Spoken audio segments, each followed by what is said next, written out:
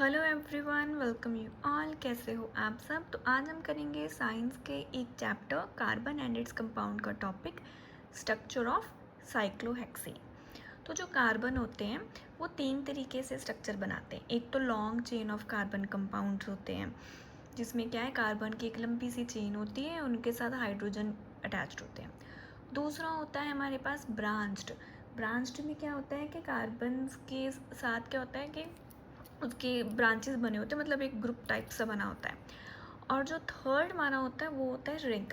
तो मतलब कार्बन के कंपाउंड्स को हम इस तरीके से अरेंज करते हैं कि वो क्या है, एक रिंग बनते हैं।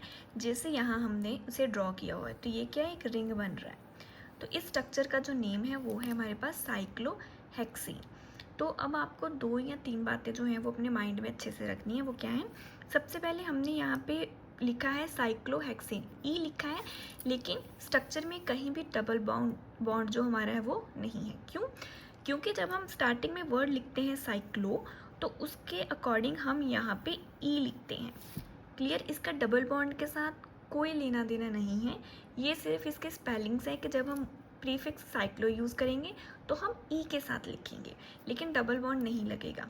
क्लियर? अगर आपको एग्जाम में क्वेश्चन आए कि draw the structure of cyclohexane, तो आपको याद रखना है कि जो ई है वो साइक्लो की वजह से है, डबल बॉन्ड की वजह से नहीं है। क्लियर? ओके।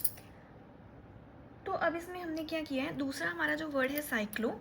तो ये साइक्लो किसके लिए? क्योंकि जो स्ट्रक्चर है वो साइकिल के पहिए के जैसे राउंड गोल बना है, तो हमने इसको साइक्लोहेक्सेन रखा है।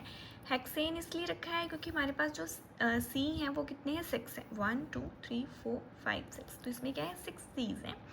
तो कार्बन की जो वैलेंसी होती है वो कितनी होती है, 4 होती है। तो यहाँ हमने इस स्ट्रक्चर को कैसे कंप्लीट किया है, हमने एक कार्बन लिया, तो इस कार्बन की ये होगी हमारे पास एक वैलेंसी, ये हुई दूसरी, ये तीसरी और ये चौथी।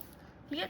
तो एक वैलेंसी के साथ तो यहाँ कार्बन जुड़ा और इस वैलेंसी के साथ भी कार्बन, तो रिमेनिंग 2 के साथ हमने लगाए हैं हाइड्रोजन। अगर हम इस कार्बन के साथ जाएं तो इसकी एक तो वैलेंसी होगी ये, एक हो जाएगी इसकी वैलेंसी ये यहाँ पर और एक यहाँ पे, तो 1 2 3 4 होगी। तो सर्कल बना रहे हैं तो सर्कल के अकॉर्डिंग इस वैलेंसी पे तो हम कार्बन को अटैच कर देंगे और यहाँ पे हमारे हो जाएंगे हाइड्रोजन्स। क्लियर? तो इस कार्बन की भी हमारे पास 4 वैलेंसीज होंगी, एक के साथ तो हम क्या करेंगे, यहाँ पे कार्बन को ही अटैच करेंगे, एक इस कार्बन के साथ ऑलरेडी अटैच्ड है, रिमेनिंग बचे हमारे पास 2, तो वो हो जाएंगे ऐसे जिन पे हाइड्रोजन आ जाएगा। सिमिलरली इस वाले कार्बन के साथ भी एक तो ऑलरेडी अटैच्ड है, दूसरा यहाँ हो जाएगा जिसके साथ होगा सी अटैच, रिमेनिंग 2 पे हम कर देंगे हाइड्रोजन्स को।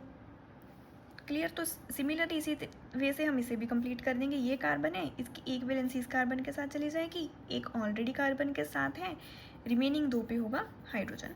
तो यहाँ पे ये जो कार्बन है ये ऑलरेडी 2 वैलेंसीज को कवर कर चुका है, 2 रिमेनिंग वैलेंसीज पे हो जाएंगे हाइड्रोजन।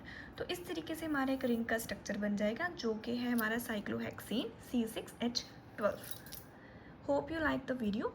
अगर आपको वीडियोस अच्छे लगे हों तो चैनल को सब्सक्राइब करना, लाइक शेयर करना अपने फ्रेंड्स के साथ। Thanks for watching.